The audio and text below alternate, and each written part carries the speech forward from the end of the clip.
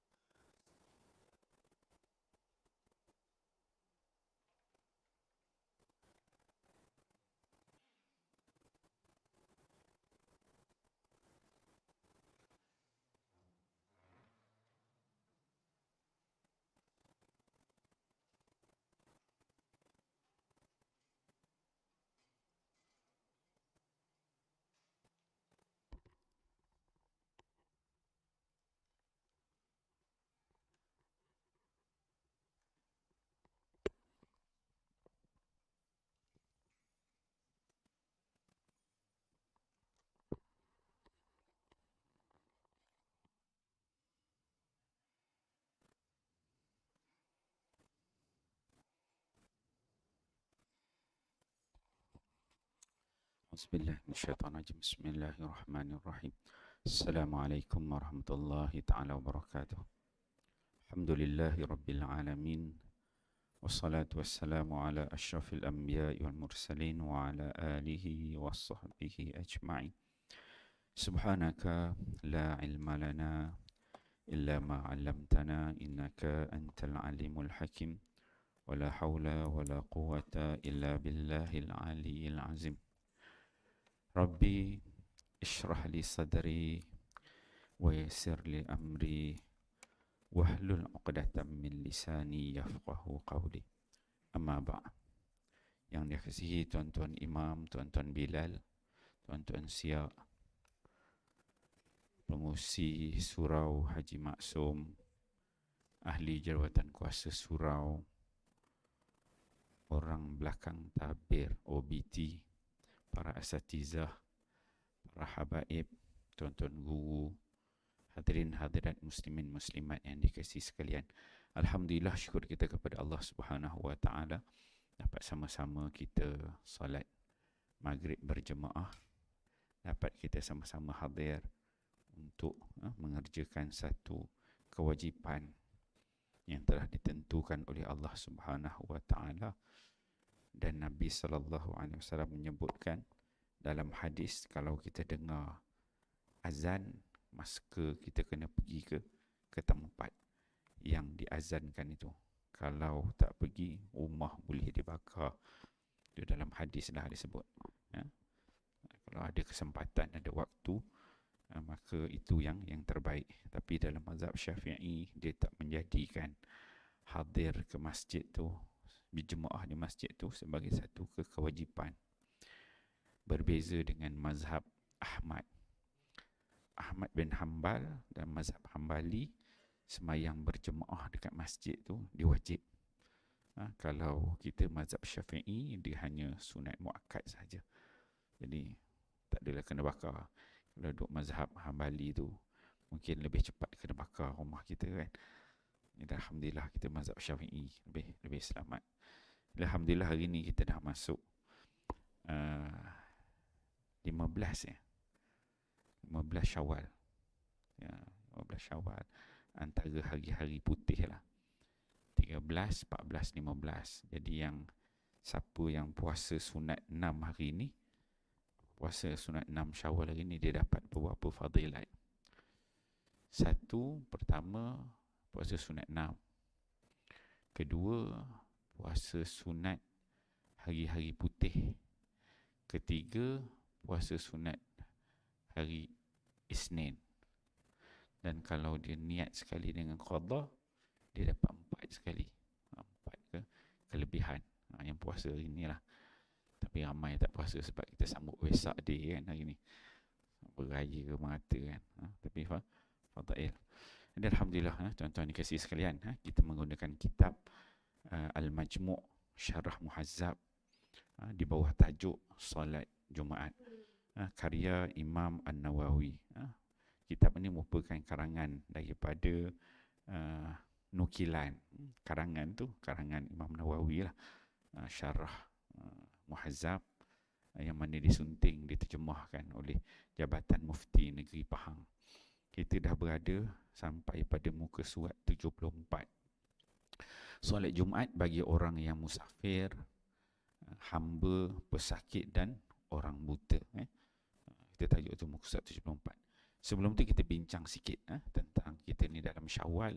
Kita bincang sikit tentang puasa 6, hukum-hukum yang berkaitan dengan puasa 6. Dalam hadis Nabi disebutkan, man shama ramadanan summa atba'ahu sittan min Syawal kana kasiyamud dahri. Sesiapa yang berpuasa Ramadan kemudian diikuti dengan 6 daripada bulan Syawal, inilah bulan Syawal ni, maka dia punya pahala dia seperti berpuasa 1 tahun. Terdapat perselisihan. Ini ada satu maqalah lah berkaitan dengan puasa 6 ni. Saya kongsikan dengan tuan-tuan. Ada perselisihan antara mazhab fiqh mengenai puasa 6 ini. Ada yang mencadangkan supaya puasa 6 ni dilaksanakan di hujung bulan Syawal. Dan ada yang mencadangkan supaya ia dilakukan berpisah-pisah, tidak berturut-turut, sehari turut 6. Ada yang cadangkan hujung, ada cadangkan secara berpisah-pisah. Walau bagaimanapun, bagi mazhab kita, mazhab Syafi'i, menghukumkan sebagai sunat sepanjang Syawal. So dalam bulan Syawal tu kita ambil mana-mana 6 hari, maka kita akan dapat fadilat puasa 6 itu. Sama ada berturut-turut ataupun berpisah. Kalau puasa straight ataupun berpisah, tak kisah, boleh diterima. Dalam permasalahan ini, Imam Nawawi radhiyallahu anhu menyimpulkan dalam syarahnya bagi hadis sahih Muslim, Jadi Imam Nawawi ni lah, ni yang kita guna kitab ni, Syarah Muhazzab ni, karya agung Imam Nawawi. Yang ni pun Imam Nawawi juga cakap. Maksudnya cuma tajuk ini dah bawah tajuk puasa 6 lah. Tapi saya sunting daripada benda yang sama. Kata Imam Nawawi, qala ashabuna wal afdalu anna siyamu sitta mutawaliyah aqba yaumul fitri. Fa in faraqaha aw akharaha an awaili syawal ila awakhiri hasalat fadilatul mutaba'ati li'annahu yasdiqu annahu atba'ahu sittan min syawal. Qala al-ulama wa innama kana zalika ka siyamud dahri li'anna al-hasana bi'ashri amthaliha fa Ramadan bi'ashri ashhar wa sittah bisyahraini. Kata Imam Nawawi, dia kata ulama dalam mazhab Syafi'i mengatakan yang paling afdal dalam melaksanakan puasa sunat 6 hari dalam bulan Syawal adalah secara berturut-turut. Ini kata mazhab Syafi'i, ashabuna. Bila disebut ashabuna, maksudnya keseluruhan ulama' dan mazhab Syafi'i kata yang terbaik berturut-turut. Dia kata bagaimana?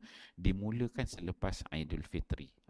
Selepas kita 1 Syawal itu, masuk 2 Syawal, mula 2 Syawal tu mula puasa 6. Jika sekiranya tidak berturut-turut, dia kata, misalnya sehari puasa, 2 hari tidak, kemudian puasa lagi, asalkan genap 6 hari dalam bulan Syawal atau melewatkannya hingga ke hujung bulan, maka itu juga turut mendapat fadilat mutaba'ah. Sebab dalam hadis dia tersebutkan mutawalian, maksudnya dia berturut-turut. Jadi dalam mazhab Syafi'i dikatakan walaupun terpisah-pisah tetapi 6 hari itu berturut-turut dalam bulan Syawal. Maksudnya bukan berturut hari ke hari, tapi berturut-turut dalam bulan Syawal.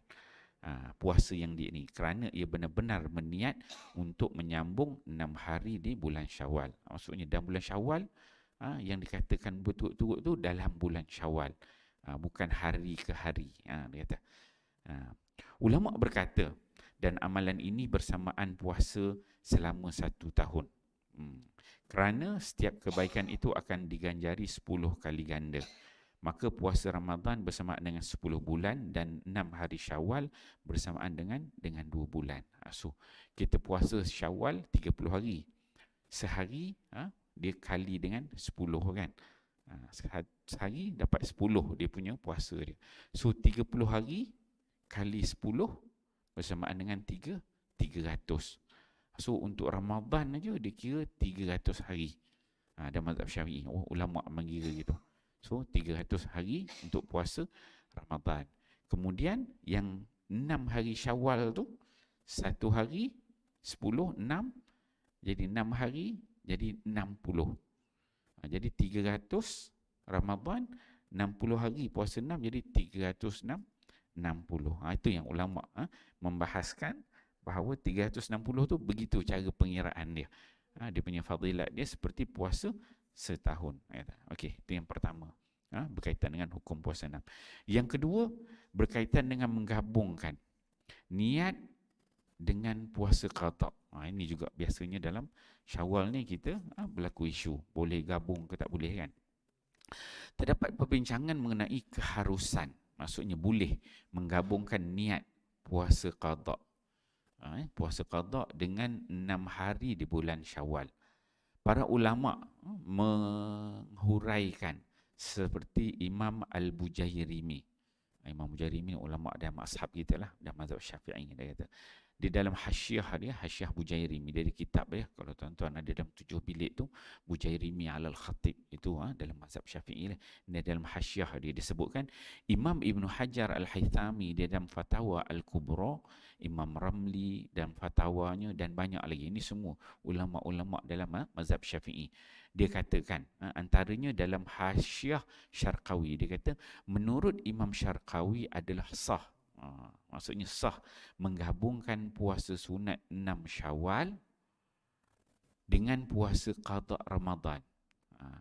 Tetapi dia kata seseorang itu tidak akan mendapat pahala penuh seperti jika seseorang itu berpuasa sunat 6 Syawal berasingan dengan puasa qada. Ini kerana penggabungan dua puasa tersebut tidak bertepatan dengan hadis. Dia kata, okey. Dalam mazhab Syafi'i, Yang pertama, poin dia boleh nak gabung, sah. Ulama kata boleh, tak ada masalah, sah untuk gabung. Cuma disebutkan pahala tu kita tak dapat pahala yang sempurna. Maksudnya pahala yang satu-satu solid lah. Puasa 6 punya pahala, qada punya puasa yang pun tak. Bila kita gabungkan tu, pahala dia tidak sempurna. Kata ashab dalam mazhab Syafi'i. Kalau nak sempurna, kita kena ikut sunnah Nabi dalam hadis. Sebab dalam hadis disebut summa atba'u sitan min Syawal. Kemudian diikuti dengan 6 hari pada bulan Syawal tu hanya disebut puasa 6. Dia tak sebut dengan qada. So kalau kita pisahkan antara puasa 6 dengan qada, yang tu lebih afdal. Tetapi kalau kita gabungkan, boleh, sah. Yalah, kita kadang umur-umur dah penghujung-hujung usia ni, kadang-kadang kesihatan tu tak berapa nak mengizinkan. Niat tu kalau boleh nak dapat pahala penuh kan. Tapi kalau tak mampu nak puasa, jadi kita boleh niat gabungkan. Cuma pahala tu tak dapat sempurna seperti orang puasa asing-asing kata. Dia kata iaitu puasa sunat, dan Nabi SAW tidak menyebut puasa sunat dan qada, bahkan baginda hanya menyebut puasa sunat. Maksudnya puasa sunat 6 aja. Nabi tak sebut. Boleh puasa sunat tu gabungkan dengan qada. Itu dalam hadis dia sebut. Okey, kesimpulan daripada tulisan para ulama mendapati bahawa puasa itu sah apabila digabungkan, iaitu dibolehkan untuk menggabungkan niat. Cuma yang lebih afdal ialah mengasingkannya, iaitu mengasingkan puasa 6 dari puasa qada. Okey, itu poin yang kedua. Kemudian poin yang ketiga, antara puasa qada dan puasa 6, yang mana lebih dahulu kita nak buat? Antara puasa qada, bila kita ni ada qada, tinggal puasa dalam bulan Ramadan, dengan puasa 6, yang mana kita nak buat dulu? Okey, ada beberapa poin di sini. Yang pertama, sekiranya seseorang itu ingin mengambil pandangan yang afdal, maksudnya pandangan yang terbaik lah, dia kata, perlulah mengutamakan puasa qada dahulu. Puasa qada dahulu. Sekiranya berbuka puasa pada bulan Ramadan itu tanpa keuzuran. Kalau kita tu nak ambil pandangan yang paling bagus dalam mazhab Syafi'i, dia kata kita utamakan qada dahulu. Qada tu sebab bagaimana? Sekiranya berbuka puasa pada bulan Ramadan tu tanpa ada uzur, kita ni bukan ada sebab-sebab apa keuzuran, maka pada ketika itu utamakan qada puasa dulu. Itu kalau maksudnya dalam bulan Ramadan tu kita buka puasa tanpa ada keuzuran, maka qada puasa dulu, dia kata. Sekiranya, itu yang pertama. Yang kedua, sekiranya berbuka puasa pada bulan Ramadan disebabkan ada keuzuran, kita uzur, kita apa-apa, kalau orang perempuan memang ada keuzuran dia lah, sakit, kemudian uzur datang haid. Kalau dalam Quran disebut faman kana minkum maridan aw ala safarin fa'iddatun min ayyamin ukhra, dalam surah Al-Baqarah, ayat berkaitan tentang puasa. Allah Ta'ala sebut sesiapa di antara kamu yang maridan, yang sakit, aw ala safarin, ataupun dalam permusafiran dan musafir, fa'iddah min ayamin ukhar, kita boleh ganti, tukar dengan hari yang lain. So ada dua tu, sakit dan juga musafir. Maka di situ ada keuzuran di situ.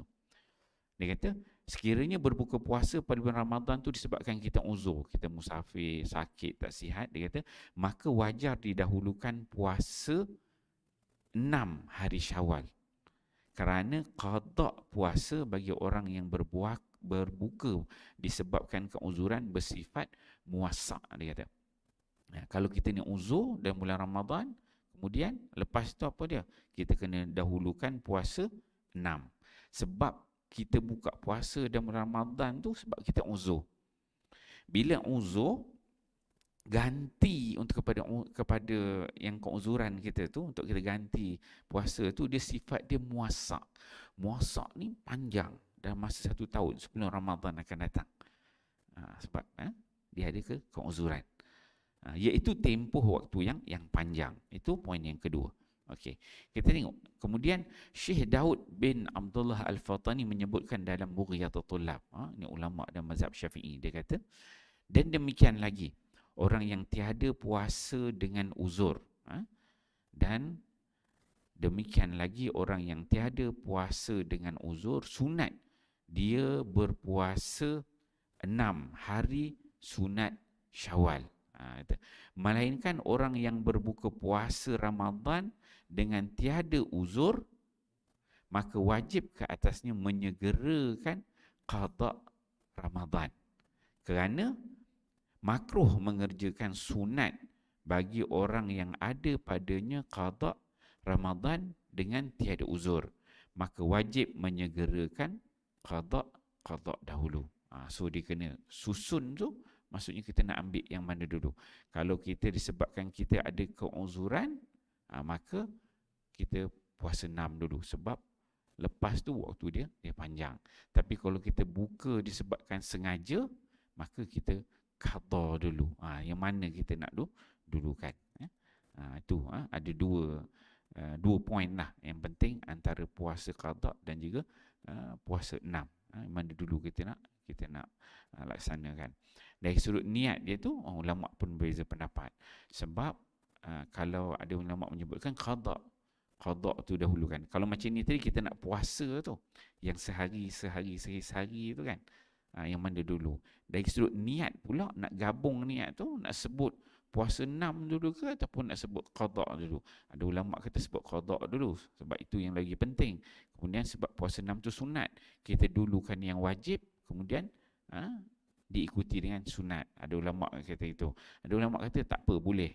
Nak sebut puasa 6 dulu pun boleh, kemudian diikuti berserta dengan qada pun boleh. Itu khilaf ulama lah, mana-mana kita boleh guna pakai. Itulah yang berkaitan dengan hukum-hukum dalam puasa 6. Dan puasa 6 ni macam-macam lah fadilat disebutkan.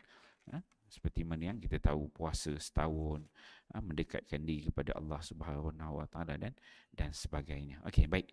Kita masuk kepada kitab kita, muka surat tu 74. Surat 74, kita masuk tajuk solat Jumaat bagi orang yang musafir, hamba, pesakit dan orang-orang yang buta.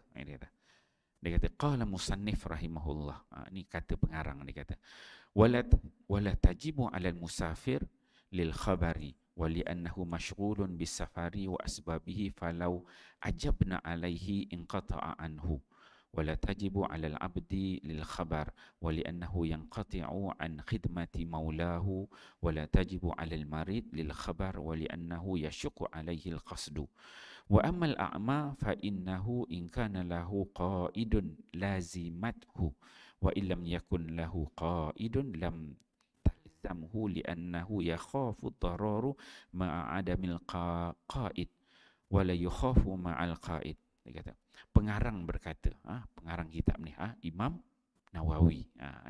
Imam Nawawi dalam Syarah Muhazzab dia kata apa? Solat Jumaat ini tidak wajib ke atas orang yang musafir. Dia kata, kerana khabar ni maksudnya hadis lah.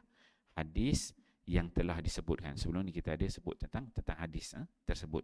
Tidak wajib. Dan kerana dia sibuk dengan permusafiran.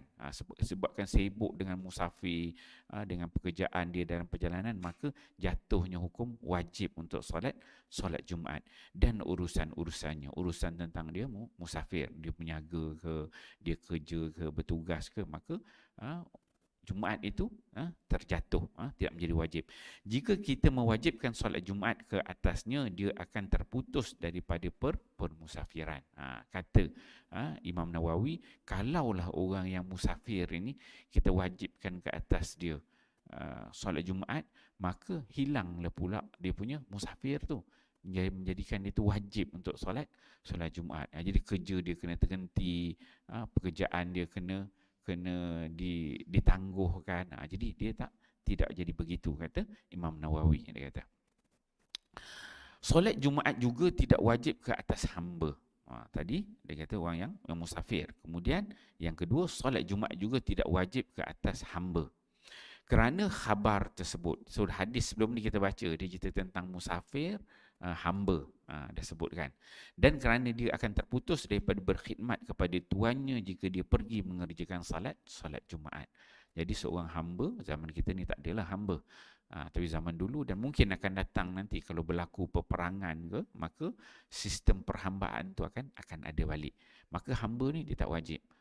Kalau dia tu wajib, maka terputuslah dia berkhidmat kepada tuan dia. Mungkin kalau tuan dia minta hamba dia jaga rumah ke tunggu rumah, dah dia pergi sembahyang Jumaat, dia wajib, siapa nak tunggu rumah?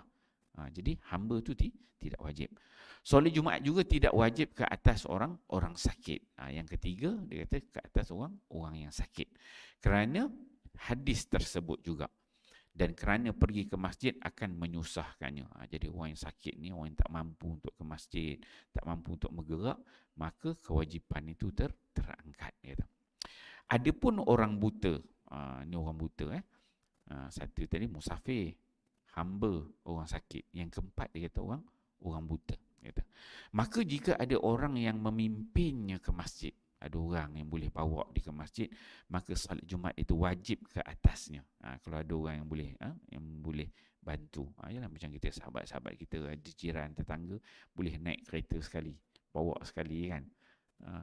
Jumpa sambil-sambil keluar tu, maka kalau ada orang yang bawa, maka dia akan menjadi wajib. Jika tidak ada orang yang memimpinnya, maka solat Jumaat itu tidak wajib ke atasnya, orang buta tadi. Kerana dibimbangi, dia akan ditimpa bahaya ketika ketiadaan orang yang memimpin. Kebimbangan ini tidak ada lagi ketika ada orang yang memimpinnya. So kalau ada orang memimpin tu, selamat, dia boleh datang. Kalau tak ada, jangan main jalan-jalan, kan kena langgar kereta, motor, tak pasal-pasal. Okey, kita tengok huraian ini. Huraian kepada hadis ni. Solat Jumaat bagi orang musafir, dia kata. Dalam perenggan ini terdapat beberapa persoalan, dia kata. Pertama, solat Jumaat tidak wajib ke atas orang musafir. Inilah pegangan mazhab kita tanpa sebarang khilaf padanya di sisi para ulama kita. Hukum ini diceritakan oleh Ibnu Munzir dan lain-lain daripada majoriti ulama radhiyallahu anhum. Itu satu. Az-Zuhri dan An-Nakhai, ini ulama dan mazhab Syafi'i lah. Dia pula berkata, jika dia mendengar azan solat Jumaat, dia wajiblah mengerjakannya. Okey, kalau yang dikatakan tadi orang yang dalam musafir tu, tiba-tiba ini pandangan. Pertama tadi asasnya kita katakan maksudnya tak wajib. Tetapi dalam mazhab Syafi'i, kata Zuhri dan Nakhai, ni ulama dalam mazhab ni, kalau kita tengah musafir tu, tiba-tiba kebetulan kita menjaga tu sebelah masjid, kan? Azan, dengar azan. Oh, azan solat Jumaat. Maka kata dua orang ulama ni, kalau dengar azan tu, maka jadi wajiblah mengerjakannya. Ini bukan majoriti, maksudnya ada dua ulama dalam mazhab Syafi'i.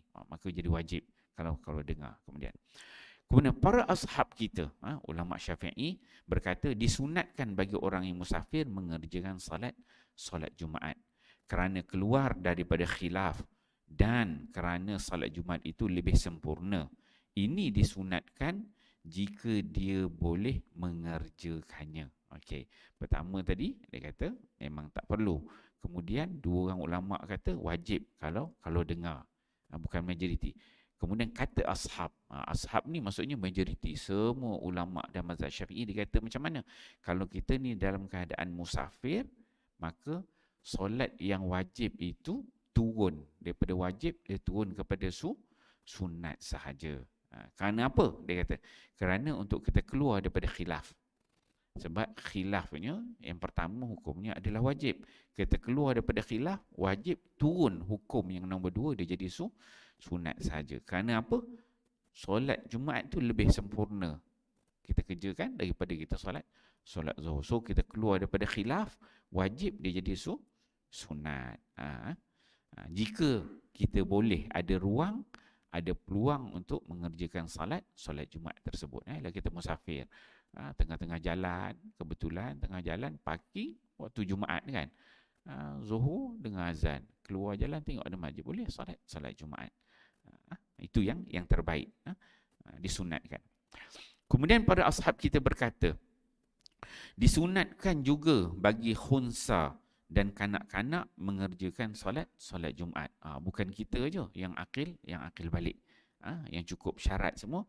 Tetapi bagi khunsa, bagi pondan lah, bagi pondan yang dia lelaki lah, pondan ke arah perempuan, yang pondan dan juga kanak-kanak juga sunat mengerjakan solat Jumaat. Sebelum ni kita dah bahas dah tentang khunsa, tentang kanak-kanak. Kanak-kanak tu memang sunat. Daripada mula katakan dia bukan wajib, dia sunat. Tapi dalam keadaan musafir, hukum dia tetap sunat. Tidak pula menjadi harus, tetap menjadi sunat. Katakan. Para ashab kita bersepakat bahawa solat Jumaat gugur daripada orang musafir sekalipun perjalanannya dekat. Perkara ini telah dijelaskan di beberapa tempat sebelum ini. Secara umum dikatakan bahawa dalam mazhab Syafi'i, ulama bersepakat bahawa kewajipan Jumaat itu adalah gugur bagi orang yang musafir. Tu syarat-syarat musafir tu kita dah bincang dah. 2 marhalah, 90-86 km disebutkan kan. Sekalipun dekat 100 km, tak semestinya nak 1000 km, 500 km. Cukup aja dia dalam keadaan musafir. Ini katakan musafir itu, maka terangkat hukum tersebut. Okey. Kita masuk muka surat 76. Jika orang musafir berniat untuk tinggal di tempat tujuannya. Orang yang musafir ni dia berniat untuk duduk di tempat tujuan dia selama 4 hari. 4 hari atau lebih. Selain 2 hari masuk dan keluarnya, maka dia wajib mengerjakan solat Jumaat tanpa khilaf. Ini kata musannif kitab, kata Imam Nawawi. Kalau kita ni musafir, kita pada sini contohnya. Sini kita nak balik kampung dekat Ipoh ke, kan? Balik Ipoh lebih lah 2 marhalah kan. Lebih 2 marhalah, dan kita niat dah hari ni hari Selasa. Hari ni Isnin kan. Katakan Selasa, Rabu, Khamis, Jumaat, 4 hari. 4 hari tu kalau kita kira sehari 5 waktu, 5 darab 4, 20. Kita sampai aja dekat tempat kita nak musafir tu, dan kita dah berniat, dah mati, aku duduk sana lama ni. Selasa, Rabu, Khamis, Jumaat, 4 hari. Cukup 20 waktu semayang dekat tempat itu. Cukup 20 waktu. Dia katakan. Selama 4 hari ataupun lebih. Mungkin 5 hari, 6 hari ataupun kita nak duduk seminggu. Syarat dia lebih daripada 20 waktu lah. Dia katakan 4 hari itu. Dia kata. Selain hari kita bertolak, tolak hari pergi dengan tolak hari balik. Dia kata. Maka wajib mengerjakan salat Jumaat tanpa khilaf. Pada ketika itu walaupun namanya musafir, solat Jumaat tu jadi wajib. Jadi kalau kita dah niat hari Selasa, Rabu, Khamis, Jumaat, Sabtu, Ahad baru nak balik kan. Jadi yang hari Jumaat tu kena cari tempat salat Jumaat. Dia kata gitu. Dia dah keluar daripada 4 hari yang musafir itu. Okey. Pada kesahihan solat Jumaat dengan orang musafir tersebut, ada khilaf yang disebutkan oleh pengarang selepas ini. Selepas ini dia nak huraikan tentang khilaf tentang kesahihan solat Jumaat orang musafir. Dalam keadaan musafir itu kita tengok. Jika dia berniat untuk tinggal di tempat tujuan dia, tempat di musafir itu kurang daripada 4 hari, maka solat Jumaat tidak wajib ke atasnya. So dia pergi itu, contohnya dia bertolak hari Rabu, Khamis, Jumaat je kan, 2 hari kurang, maka tidak wajib ke atasnya solat Jumaat. Semua ini adalah pada musafir yang bukan musafir maksiat. Musafir ni pun dengan dia jenis, kita tak kena buka tajuk musafir. Ada disebut sebagai musafir yang maksiat, ada musafir yang bukan maksiat. Kita pergi berniaga, pergi ziarah kan. Kalau kita pergi tu sini sampai sini nak pergi mana? Johor. Buat apa? Tengok wayang kan. Tengok wayang tu maksiat lah kan. Pergi sini, duduk sana, nak duduk dekat JB 5 hari, tengok movie kat sana straight 5 hari kan. Musafir dia pun solat jamak qasar dekat sana kan. Nanti itu maksiat. Maksudnya kita pergi yang bukan maksiat, ziarah benda ni, niat-niat yang baik lah. Okey. So dikatakan sini yang bukan maksiat. Adapun pada musafir maksiat, Kalau yang musafir itu dengan niatnya maksiat, maka solat Jumaat tidak akan gugur tanpa khilaf. Dia pergi 2 hari je, tapi niat dia nak tengok movie pada sini, nak tengok movie dekat JB, cuma sehari je kan, 2 hari, nak tengok betul-betul filem tadi kat sana je. Kebetulan besok tu hari Jumaat, maka kewajipan Jumaat tu tidak gugur. Kena juga solat Jumaat tu. Perkara ini telah dijelaskan dalam tajuk solat musafir. So dia banyak bab. Kita ni bab solat Jumaat yang kita ambil kan. Bab menyapu khuf dan lain-lainnya. So kewajipan itu dia dah sebutkan dalam bab musafir, bab nyapu khuf pada stokin tu, sapu atas khuf tu diceritakan tentang masalah tersebut. Okey. Itu poin yang pertama tadi, huraian dia bagi orang yang musafir. Okey, orang biasa. Kemudian ni dia masuk tajuk pula solat Jumaat bagi hamba. Solat Jumaat bagi hamba, dia kata. Yang kedua, solat Jumaat tidak wajib ke atas hamba dan hamba mukatab. Dia kata. Apa dia hamba mukatab ni? Hamba mukatab ialah hamba yang berakad dengan tuannya untuk membayar kepada tuannya sejumlah harta secara beransur-ansur supaya dia menjadi seorang yang merdeka setelah pembayaran itu disempurnakan. Ni disebut hamba mukatab ni apa dia? Hamba mukatab ni jenis yang hamba ni dia diakad dengan tuan dia. Dia akad dengan tuan dia, dia nak bayar pada tuan dia tu. Contoh tuan dia kata, kamu kau nak lepas keluar daripada hamba aku, kena bayar contohnya 500,000 dia katakan. Okey, dia kata aku janji dengan tuan, aku nak bayar 500,000 tu dalam masa 5 tahun. Setahun 100,000 ni. Jadi dia ada akad dengan tuan dia. Tiap-tiap bulan dia akan bagi. Bayar berapa ratus, berapa ribu dia bayar.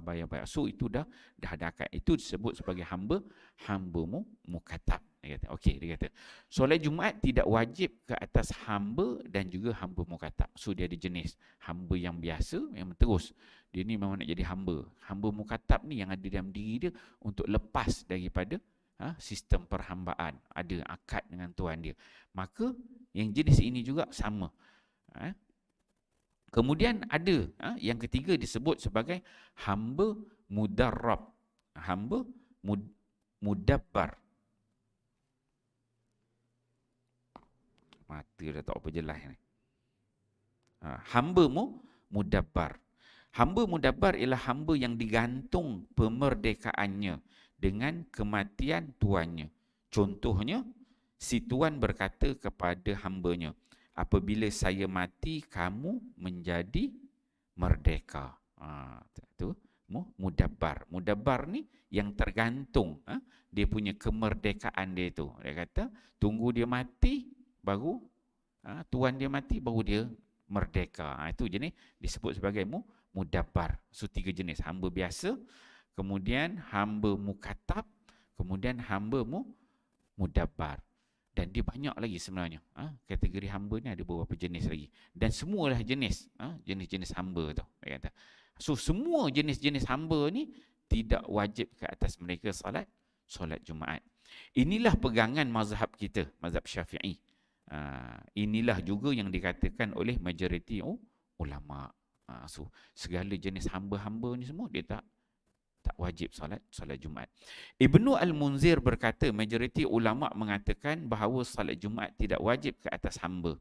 Hamba mudabbar dan hamba mukatab. Inilah kata-kata Ata, Asy-Sya'bi, Al-Hasan, Al-Basri, Umar bin Abdul Aziz, Imam Malik penduduk Madinah, As-Sawri penduduk Kufah, Imam Ahmad, Ishaq dan Abu Thawr. Ini semua ulama dalam semua mazhab memberikan pandangan yang sama berkaitan kewajipan ke atas hamba untuk mengerjakan solat Jumaat.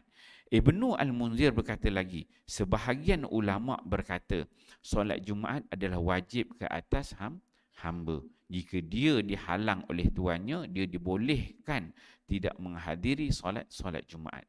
So bila kita bincang benda ni secara detail, kita akan dapat pendapat. Satu tadi pendapat yang majoriti ulama, semua mazhab kata hamba ni semua jenis tak wajib solat Jumaat. Namun demikian Ibnu Munzir berkata, kata Ibnu Munzir, ada pula sebahagian ulama mengatakan solat Jumaat ni wajib atas hamba. Asalnya wajib. Tetapi jika dihalang oleh tuan dia kata kau minggu ni tak boleh solat Jumaat, tunggu rumah, tak ada orang nak jaga rumah, maka ketika itu jatuh dia punya hukum wajib solat Jumaat. Tetapi kalau dalam keadaan biasa, contohnya rumah dia tepi masjid, hamba ni kan, rumah dia tepi masjid, dia boleh je nak semayang.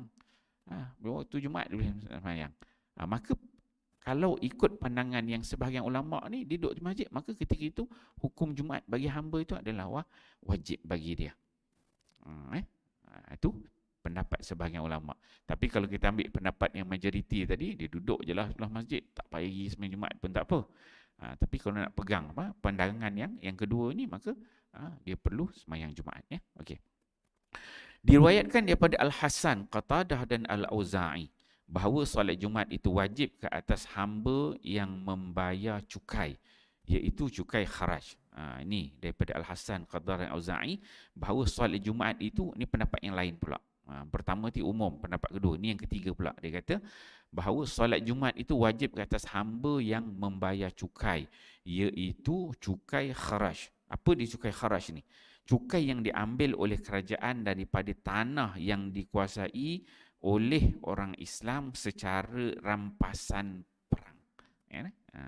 Cukai yang diambil oleh kerajaan daripada tanah yang dikuasai oleh orang Islam secara rampasan pegang. Dalam rampasan pegang punya tanah. Atau tanah yang dijadikan subjek perdamaian oleh pemiliknya. Maksudnya tanah yang dijadikan sebagai akad untuk melepaskan hamba itu, kan? Dia kata itu yang disebut sebagai kharaj, cukai kharaj. So kalau hamba yang ada membayar cukai kharaj ini, maka solat Jumaat itu wajib ke atasnya. Ini pendapat sebahagian ulama lagi. So ini jenis yang ketiga. Kemudian Daud radhiyallahu anhu berkata solat Jumaat itu wajib ke atas hamba secara mutlak, yakni tanpa pengecualian. Ini juga satu riwayat daripada Imam Ahmad. Mula tadi dia kata tak payah, lepas itu ada keadaan boleh. Ada ulama kata boleh dengan sebab tak ada halangan. Kemudian mari pula pendapat Daud, dia kata wajib untuk solat Jumaat. Tak ada pengecualian. Dan ini juga merupakan ada sebahagian pandangan daripada Imam Ahmad, daripada dalam mazhab Ahmad bin Hanbal. Okey, kita bagi laluan untuk azan.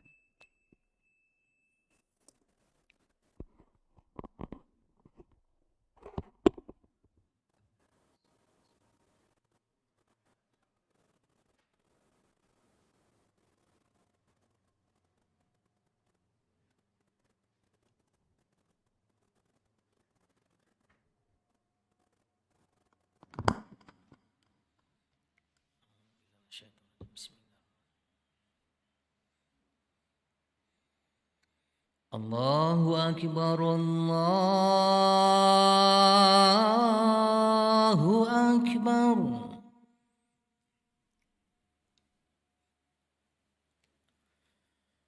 Allahu Akbar, Allahu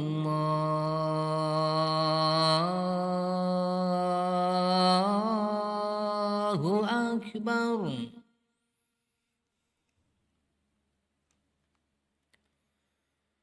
أشهد أن لا إله إلا الله.